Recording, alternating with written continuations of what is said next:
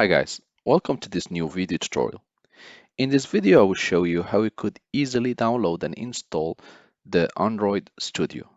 To begin, simply open your browser and type Android Studio and hit enter.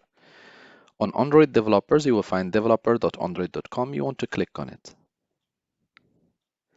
On the first option, Android Studio, download Android Studio.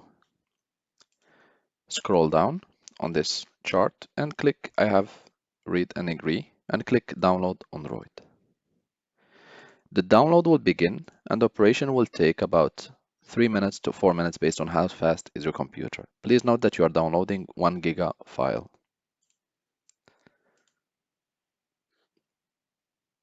So once the download has been completed, open the download folder.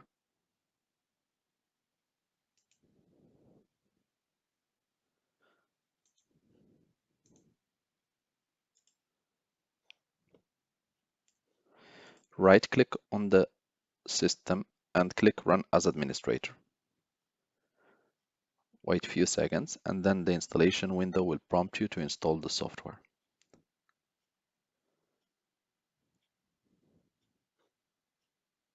Windows will ask you if you really want to allow this app to make changes. Just click yes and go ahead.